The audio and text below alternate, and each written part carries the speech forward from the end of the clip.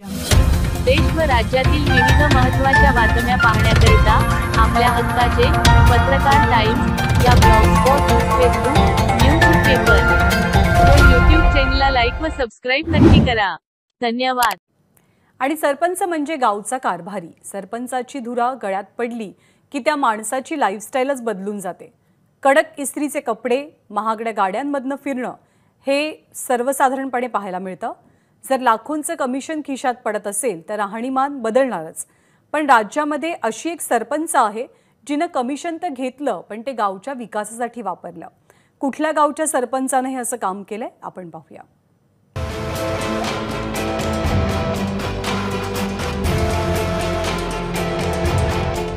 ही यादी आहे बुलढाण्याच्या जलम गावच्या सरपंचांनी केलेल्या विकास कामांची। यादी संपता संपत नाहीये आणि त्याचं कारण आहे लाचखोरी।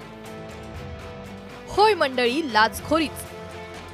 सरपंच बाईंनी गेल्या 2.5 वर्षात विकास कामांमधल्या कमिशनच्या रूपात 22 लाखांची लाच घेतली। पण तेच 22 लाख सरपंच बाईंनी थेट गावाच्या विकास कामासाठी वापरण्याचं ठरवलं। गावातल्या लोकांना बोलावलं, त्यांच्या पुढे तो हिशोब मांडला आणि त्यांना सांगितले काय काय काम झाले, काय काय नाही केले। तो आम्ही गावाच्या विकासालाच वापरले। पैसा तो पूर्ण घंटा गाडी लावली आणि रस्ते दुरुस्त केले। ज्यांना रस्ता नव्हता त्यांना रस्ता करून दिला, ज्यांना नाल्या नव्हत्या नाल्या दिल्या। विकास कामांच्या निमित्ताने ठेकेदारांकडून 22,77,500 रुपये कमिशन मिळाल्याचा हिशोब सरपंचाने दाखवताच गावकरी सुद्धा अवाक झाले। काम करत असताना 2.5 वर्षात 2.5 कोटीचे काम आम्ही दोघां मिळून केलेले आहेत। हा सगळा लेखाजोखा हा आम्ही या गावाच्या प्रत्येक ठिकाणी आणि प्रत्येक ठिकाणी बोर्ड लावलेला आहे। आणि या मागचा हेतू हाच आहे की जो कारभार चालतो तो पारदर्शकतापणा त्यामध्ये आला पाहिजेत आणि सर्वांना सोबत घेऊन विकास झाला पाहिजे। मंजूर झालेलं काम जे 1 लाख रुपयाचं आहे ते काम त्यांनी 75,000 रुपयामध्ये केलं आणि 25,000 रुपये बचावले।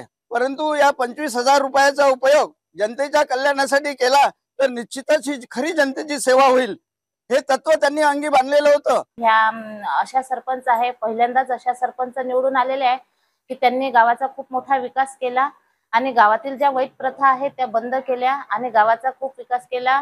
कुठल्याही विकास कामामध्ये इतका पैसा शासनाकडून मिळतो आहे। हा पैसा जर का अशा प्रकारे प्रत्येक ग्रामपंचायतनी, पंचायत समितीनी, जिल्हा परिषदने अशा प्रकारे या सरपंचांचा आदर्श ठेवून जर समोर ठेवलं तर महाराष्ट्राचा विकास उच्चांकाला जाऊ शकतो। महिला घराचा कारभार तर उत्तम चालवतेच, पण सोबतच गावाचीही उत्तम कारभारीण होते हे मंगला घोपेंनी दाखवून दिलंय।